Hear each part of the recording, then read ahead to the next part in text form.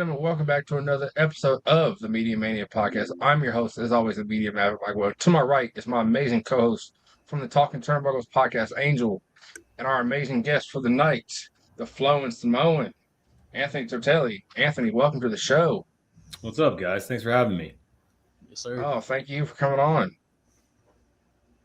We can't wait to talk about the Flowin Samoan. We can't wait. So, I'm gonna raise my hand to this. I gotta get it right out of the way right at the beginning. I feel stupid because I didn't start hearing about you till you were in OVW, and then I started going back and looking up into your history. Dude, you're an awesome athlete. Oh, I appreciate that, man. Thank you. Shredded. I You're try so- really you hard are. to keep it that way.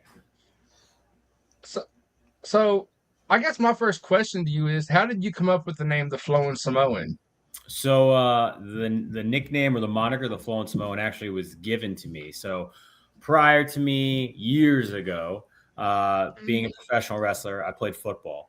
I was a quarterback. I played for like 3 or 4 years after high school. I was playing in indoor football teams. I was in some camps with them. Played semi-pro, outdoor. Anyway, so I had a teammate that was a linebacker. Obviously, we played against each other in practice like every day. And every time I would come off the field, I had long hair like I do now. I would take my helmet off, and he would say, man, between your hair and the way you move on the field, he's like, you're flowing, the Flowin Samoan. That's what I'm gonna call you. And I was like, oh, great. That was what a cool nickname. And then obviously, fast forward to when I started training, they were like, hey, you need a nickname for a wrestler because all good wrestlers have nicknames or monikers. And I was like, the Flowin Samoan? And they're like, perfect. We'll put it down. And I was like, all right. It works. Honestly, me and Angel were just talking about this. I hate pulling back the curtain too much, but me and Angel were just talking about this. Like, do you get do people sometimes ask you, are you related to the rest of the bloodline? All the time. I get it like all the time. Okay. What are some of your have you had like a crazy response to it, or just what's been your craziest response to that? So I usually just tell people, I'm like, hey, like probably somewhere down the line, we're probably cousins, right? Because like I feel like in the world of like Samoans, like we're all somehow related or linked. And I've obviously not done gone back and done the history. But my grandma swears up and down that the last name Maivia, she's like, oh man, I remember that name. That name sounds really familiar to me. So, but no, that's what I tell people all the time. I'm like, hey, if you guys think that I'm related, then I'm a distant cousin, and I'd have to do my 23andMe to find out if that's an honest thing, a true thing. But yeah, so that's my go-to is distant cousins. So one of the questions I always ask people is like, man, what got you into wrestling? I know you were a former quarterback, played arena ball. That's awesome. I watched a little bit of that. It's crazy. How did you end up here? So honestly, like I was getting to the end, like what I didn't realize was the end of my football career. I had been to an indoor football camp in Chicago. So I was driving like every Tuesday and Thursday back and forth to practice. And that's like almost 3 hours away from where I live in Chicago. Okay. And it was a haul, and it was hard. So, and then in the springtime I was practicing with some outdoor teams, and I had a buddy of mine that also liked wrestling. We would just watch wrestling in between practices and working out. Like that's what we threw on his TV in his apartment. And I remember like we were sitting on his couch one day watching a TNA match, like an AJ Styles match. And he's just like, hey man, like what if we stopped playing football and we just became wrestlers? And I was like, that's funny. Like that would be cool, I guess. And then like a couple of weeks later, like we just kept talking about it. And, eventually we're just like, all right, if this football thing, which we ended up like leaving football because I was like, I don't think I'm making the NFL anytime soon. I'm a barely 6 foot quarterback. So we ended up just reaching out to a training school and going on a tour, which was just like a little podunk storage unit. There was a ring inside of a storage unit, and it was hot. And we came out, and I was just like, I got to do it. I got to try it at least and see what I can do. Let me follow up with that real quick. So you being an athlete and already being a badass, in sports, was it easy your first go around in the trainings, or was it you were already like, this is easy? So I thought it was going to be easier, like, right? Because like when we tried out, and I use that term loosely. We did like a bunch of we did some running and some sprints, and we hit the ropes, and they showed us how to take a bump and all that stuff. But that part was easy.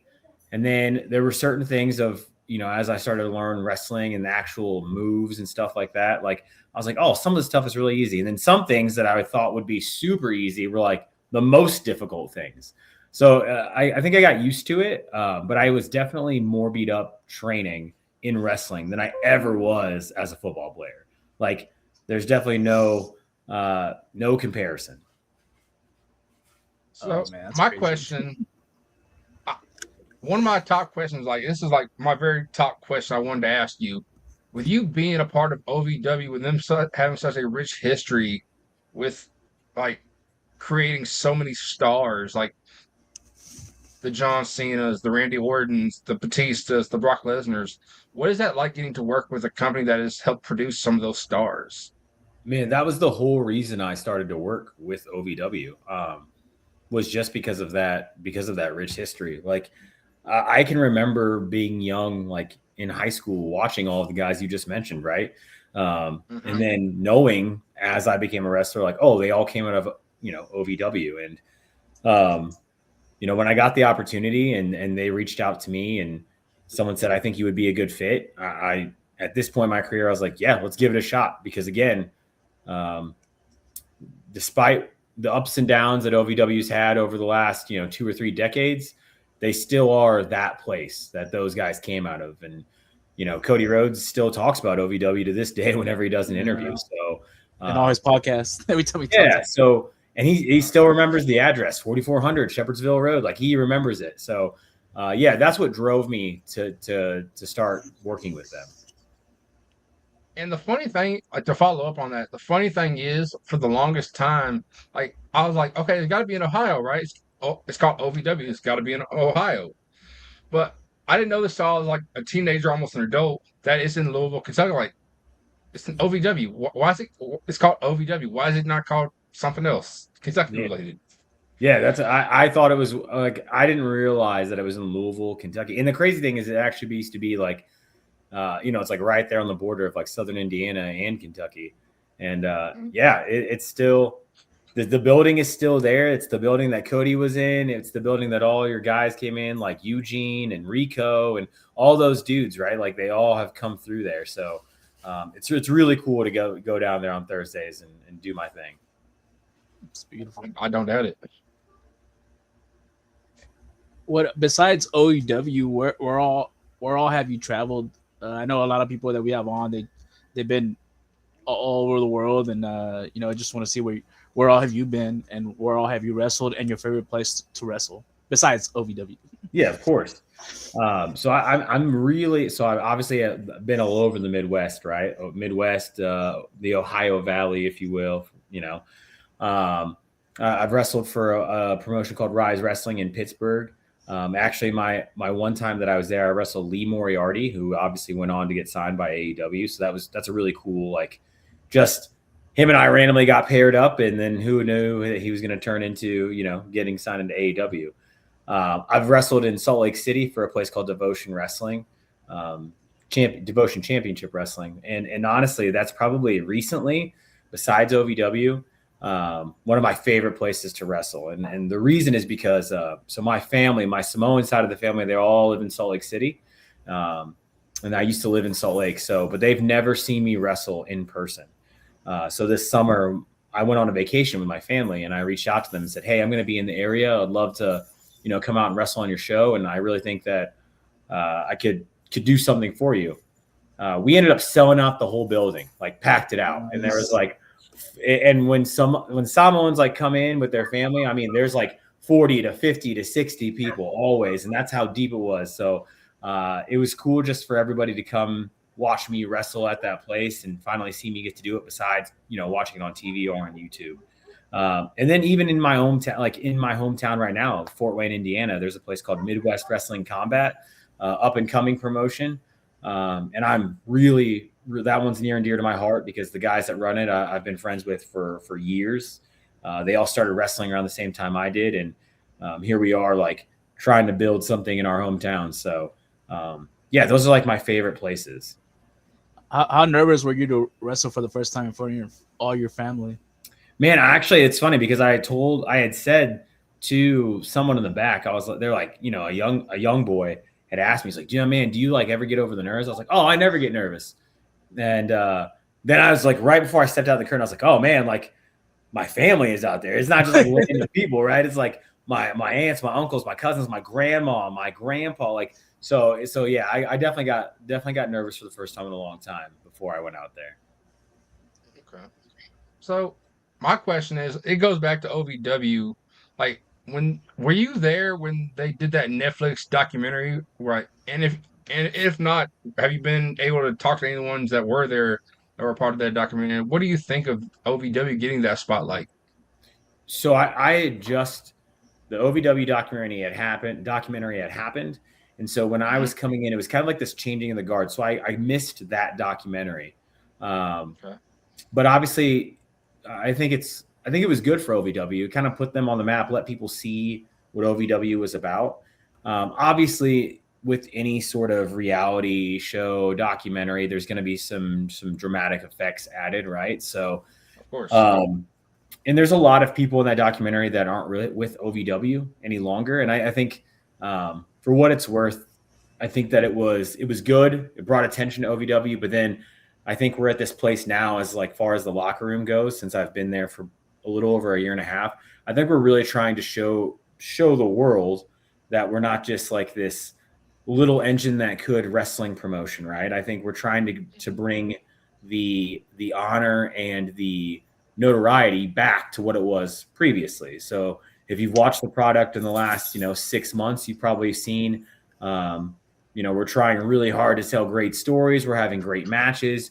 Kevin Thorne was just there this past premium event, coming back as his OVW alter ego is 7. So we're trying really hard to take it to the next level. So I think that's due to the Netflix documentary.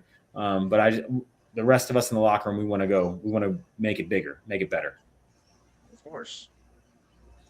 I just looked up Kevin Thorne because that sounded familiar, and I was like, oh, he played a good character. Yeah. So, is there anyone in the OVW locker room that you just love working with? Like when y'all get in that ring, is like y'all just have like that instant chemistry that just clicks, and y'all just put on like a banger matches, like just whenever y'all get in that ring together. Yeah, dude, there's so many people like that. That's the thing is like I think there's a lot of like hidden talent, hidden gems out there down in the OVW locker room. So like obviously there's guys like Eric Surge, who is my wrestling little brother. He came through the same training that I did, same trainer. And another one, Ashton Adonis, he's a guy that's really good. But those two guys, like you can see them all over the place, right? Like they're all over the Midwest. They're all over the independent wrestling scene. But then you got guys like Dustin Jackson, Cal Hero. Those guys have been at OVW for their entire wrestling careers. And I'm telling you, man, like they're good. Dustin's been around for a minute and he's only getting better. Obviously, he's the heavyweight champ, so they obviously see something in him. And Cal is somebody that's kind of grown up in the business. And again, he's a young kid, but he continuously gets better. Those guys have had great matches with. And then two guys that I've had great matches with as well is Jake Painter and Jake Lawless. Those guys are Jake Painter is a guy that's from Tennessee, the Nashville area. And Jake Lawless, another guy from the Tennessee area. But again, two guys that if you watch OVW, you can clearly see that they're talented. I'm very familiar with Jake Lawless and Jake Painter. I'm a Tennessee son. I'm from Tennessee, so All right. I've seen Jake. I've seen both of them everywhere. Like, and you can't talk about Jake Painter without using his name, the back breaking artist. That's right. That's what he does. He breaks backs. As long as it's not my back, it's fine.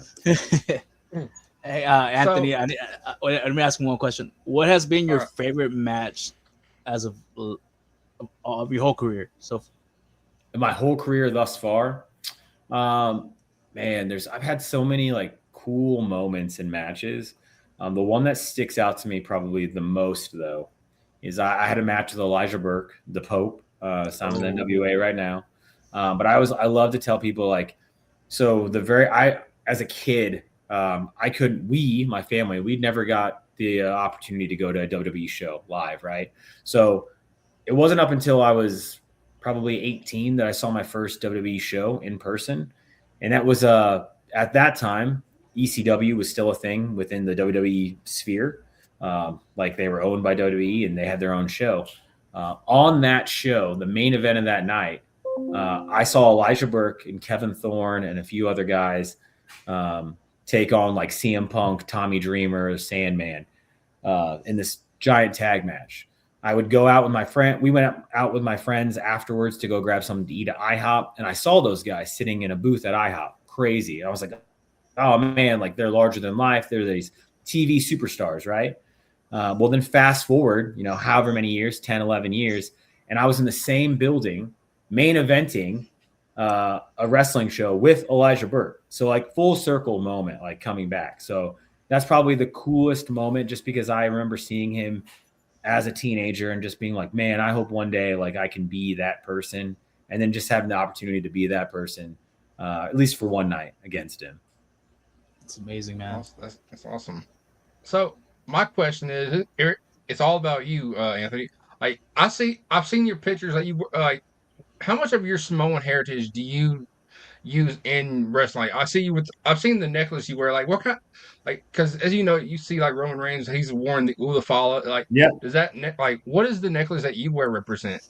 So the Ulafala, so it is an Ulafala, just not painted red. Okay. So I always try. Okay. I always like to like let people in on the Ulafala thing, right? So the Ulafala is when it's red, it means that you've received your chief title in the Samoan culture. But like the brown Ulafala is just it's a way to show the world that you are of high authority within your family. So you're like one of the elder sons, one of the elder grandsons. You're leading your family. So my Ulafala was given to me by my grandmother.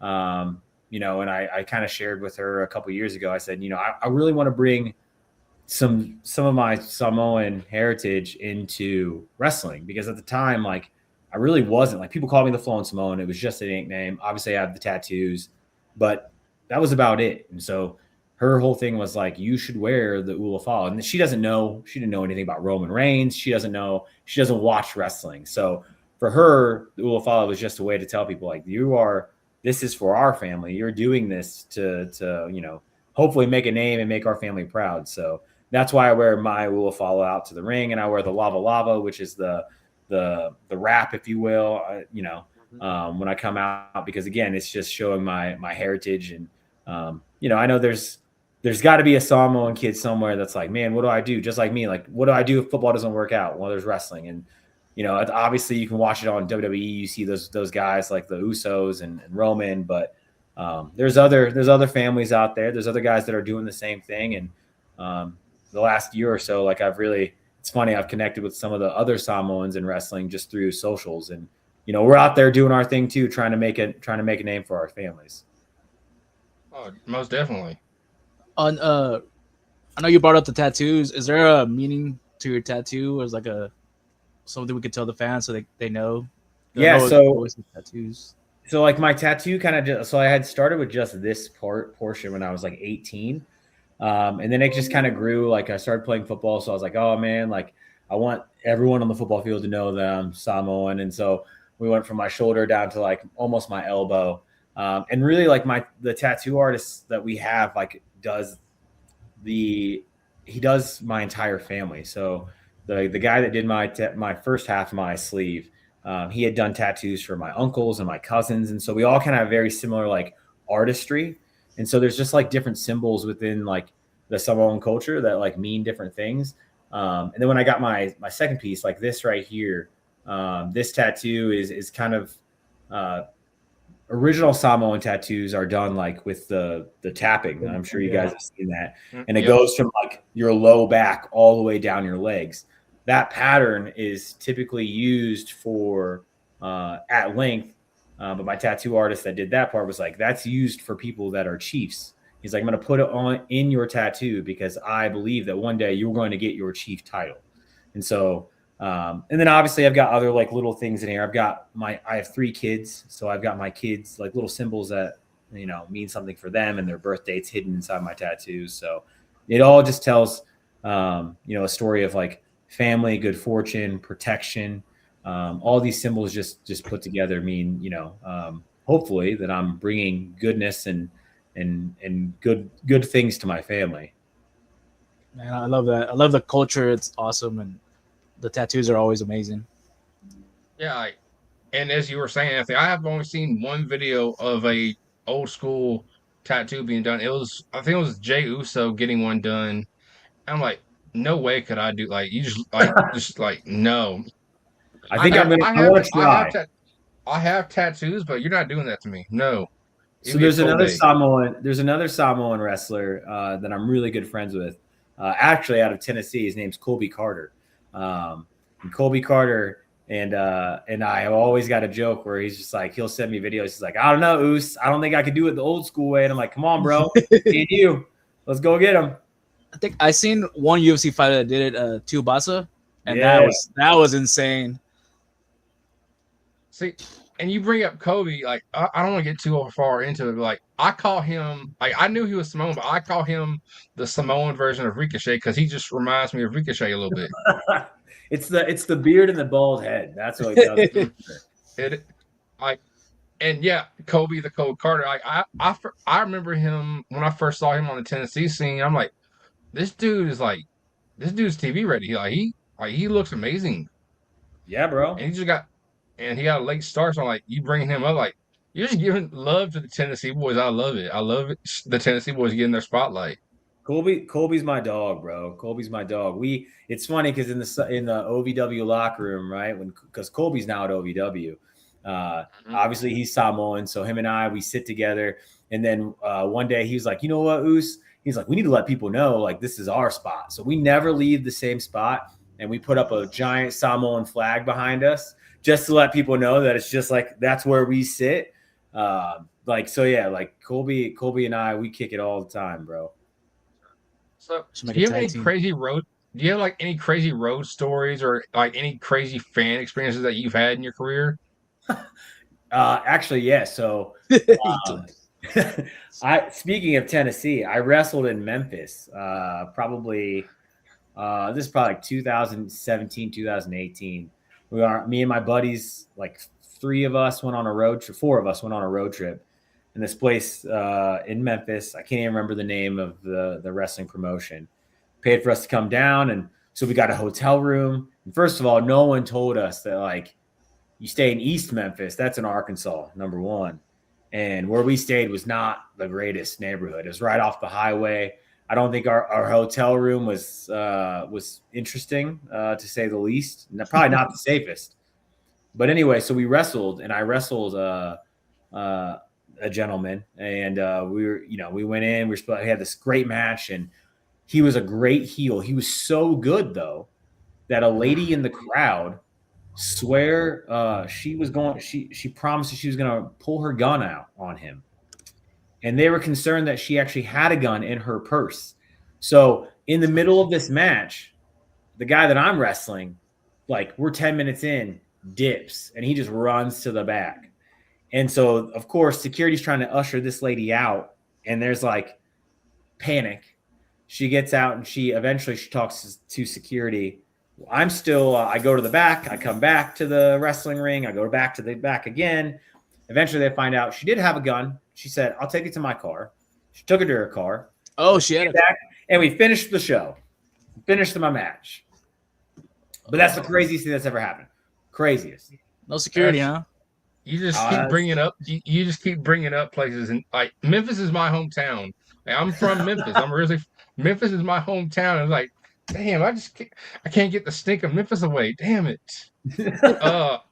I probably know the show you're talking about. I've probably been there.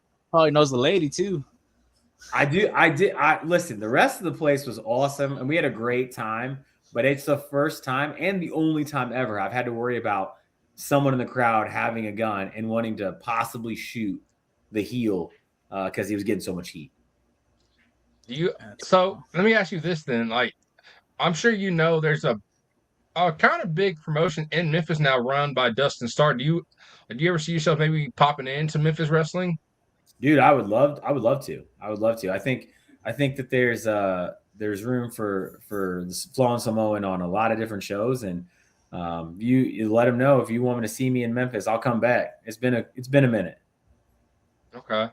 So let me follow up on it, then I'll have Angel ask this question. Is there any country that you want to wrestle in that you have not been able to go compete in, like Japan, Canada, the UK? Yeah, so I'm trying to make Canada happen like in the near future. But of course, like Japan is the big one, right? Like I would love to just get over in Japan and do like a 10-day, 14-day tour just to show them, because I think obviously like you can talk about all the guys that we talked about earlier from OVW, but then when you start looking at guys that have been successful and guys that have made it outside of WWE, a lot the general theme is like they made it in Japan, right? And like that's the thing is like guys like Finn Balor, Prince Devitt when he was over in Japan, all the guys in the Bullet Club, even Cody. So I definitely would love to go to Japan. Yeah, I was a huge Bullet Club fan, right? Like just watching what they did for New Japan Wrestling, and like in Japan, like pro wrestling isn't treated the same. It's a real sport. They're treated like actual athletes, the same way NBA players are treated here, NFL players are treated in America. So I would love to go to Japan, the UK as well. Like I would love to make that happen, but Japan is definitely on my list before I retire. Well, I'll say this down Mexico too. Yeah, I was gonna say. Oh, sorry. Go ahead.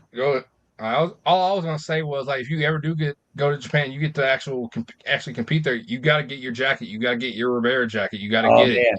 I'm gonna make someone pay for that though. I don't want to be out there paying for it myself. You know what I mean? That doesn't count. No, you got to get it yourself. You got to get it yourself. So one of the questions I love to ask everyone they have on, I know we're a little bit over halfway of the year, but what are your goals for the rest of the year, and any goals that you're looking forward to for 2027? Yeah, man. So obviously at OVW, my goal is to win a singles championship. I've been a tag team champion once. Eric Surge and I were almost tag team champions again. And so I think it's my time to be a singles champion at OVW. And just because, again, that history, right? Like the guys that have held championships in OVW and have their name etched into that wall of fame, if you will. And then I just want to get as many places as I can. I've got some things coming up, hopefully that will take me to some different areas of the country. I would love to, even though I'm a little bit older, I'd love to get there's obviously big news about tryouts happening at SummerSlam weekend. I think that I just want to get that one shot to show the WWE in a tryout what I could do. Because I do think with my experience and the amount of time that I've spent at OVW, I'm probably a little more TV ready than some of the athletes that they're signing. So, those are a couple of my big goals for the next year. And then obviously, like we talked about, go to Japan, let's go to another country. Let's make this a world renowned thing. You know what I mean? And, I did look up something real quick. I know you say you're going to be etched in history. I think you already have, because Brock Lesnar was a tag team champion in OVW. That's right. So your name's already up there. So I don't know if you can answer this. Like, if you can't go into detail, I totally understand. But I'm sure you've seen it the last couple months with the upcoming partnership or whatever you want to call it, where OVW and TNA are going to start working together. What do you think about that coming together? Dude, I think honestly, I don't know that much. We're kind of as the wrestlers, we're kind of just waiting to see what that means, what it looks like, right? But I am excited because it obviously means more eyes on our product.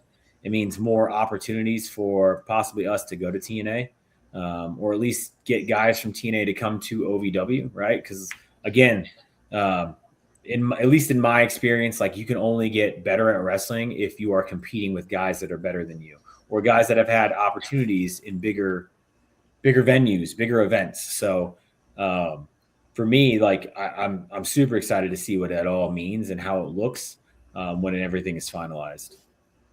Okay. I appreciate you being able to talk about what you were able to talk about. I have not been able to ask anyone who's associated with either TNA or OVW, so I appreciate you saying what you could. Yeah, man. So, Angel? Nah, man, that's a lot of questions. Okay. Whatever you want to ask. You're bringing up the tryouts that they're about to have at SummerSlam. Your fellow OVW roster member, one of my favorite women's wrestlers right now, J-Rod, she's getting a tryout. What do you think about someone from OVW getting a tryout? I think that's obviously congrats to her because I think she deserves it, right? She has put in a lot of work. She's all over the place. She went to Japan. She was on American Gladiator. And then again, if you look at it from the other side of things, I think it's great for OVW because she gets to come back. And now we get to say, like, this person in our locker room had a WWE tryout. So maybe in some weird way, like, people start following the OVW product because maybe they're only exposed to her through, American Gladiator, or, they saw her announcement about getting invited to a tryout. So yeah, I think it's good across the board for everybody. And I think we, as the rest of the locker room, we should be prepared for more eyes to be on us. Okay. Yep. One of my last few questions for you. I hate to keep going back to OVW because but what is it getting to work with someone like Al Snow, like a legend in the business? Like he's been there, done that, and he's been everywhere. Like what has your experience been with him? Like, cause like the only time I've ever seen him is when he's on screen doing something. And I gotta say, like, oh god, before you answer, my favorite thing was Head. I was like, that was like, what the? It was so different, and I remember my dad had a replica of Head at one point. But yeah, what has it been like getting to work with someone like Al Snow? Yeah, man. Like, so Al is very insightful, and he thankfully, or unthankfully, depending on how you look at it and where you're at on his list that day. He's pretty on it. Like, he's really honest. Not pretty honest. He's really honest. So you're gonna get the feedback that Al wants to give you, and it's not going to be sugar coated. It's not going to be through rose-colored glasses. It's going to be what he saw, what he thinks needs to get better, or what he liked. And honestly, like, that is a change, because I think in wrestling, there's a lot of people because wrestling's objective. So a lot of people have their taste, just like beer. Everyone has their own taste, their own brand that they enjoy, their style. But Al is, in charge of OVW. So his job is for OVW to be successful. So it is great to have that feedback and to be able to take something back from somebody, like you said, that's been there, done that, and then take those things that he's trying to teach you and apply it. So it's pretty cool. Okay. So what is it with your tag team partner, Eric Surge? Like, do you prefer more tag team wrestling, or are you more of a singles guy? Because as you know, tag team, there's so much more you have to put into a tag team. There's multiple people involved. Do you prefer like tag team wrestling or singles wrestling? And do you see yourself like doing more tag team matches coming, or more singles matches? Like, because I know you said you want to win a singles title. So do you prefer singles over tag team wrestling? So I definitely prefer singles, being a singles competitor over tag team. I just not and honestly, like, I've had a great time. Like, I always enjoy tagging with Surge, but I think we're better. I think we're better competitors, honestly, when we face each other. But it's fun to tag with people that right? Like, somebody that, like, I actually do know, and somebody that we travel all over the place together. So it's nice to go out there with your boy and just, like, have a good time in the ring. But at the end of the day, right, like everyone has that dream in their mind of like winning a championship, and oftentimes that championship is by yourself. Like you want to do it on your own, and so I think that's where my real goal is singles championship gold. Okay. So my last question. Oh, I got one sorry, question. I finally got one in my mind. Who is your ultimate dream match? Past, present, future, whoever you want. Oh, man. That one is super hard because I got like two in my mind. So not wrestling currently, AJ Styles. Like AJ Styles is like my favorite like to watch outside of WWE, right? Like, and when he came into WWE, it was such a surprise, like kind of like a shock thing. And I'll tell a side story. Like I like to like the funny thing about AJ. So when I was 18, I had like an uncle, Samoan uncle that lived in South Bend, and he invited me and my friends up for a weekend to stay at his house. And this was like right before Monte Teo and all those guys from Hawaii started to move to South Bend and go to Notre Dame. So we had a big luau, and he used to do security for like, that was his job sometimes, part-time job. He would do security for different random things. He would ask me, he asked me one day, the one day that I stayed at his house, he said, "Hey man, you like wrestling, right?" And I was like, "Yeah, of course." He's like, "You know who AJ Styles is?" And I was like, "God, yeah, of course I know who AJ Styles is. He's basically the face of TNA, right?" It was like 2007. AJ's like the X Division guy. And he's like, "Oh yeah, like I met him at a show, like I was doing security at." He's like, "You want to talk to him?" No. Sure. What do you mean? He's like, "Let me call him." Jumps on his cell phone, dials it. He's like, "Hey, Oos." And he like hands me the phone. He's like, "Talk to him." And I swear to God, there's AJ Styles on the other, like deep Southern draws. Like, "Oh, hey dude." Like he was super nice. He didn't have to talk to me at all. I'm freaking like 18-year-old kid. And he was just, it was like probably a 45-second conversation. But yeah, that's my AJ Styles story. He talked to me for 45 seconds. Well, next time I saw him, I was in Atlanta at the airport, and he was getting searched, and I wasn't, and he looked real upset. But other than that, did your grandpa get his number just because he knows you like wrestling?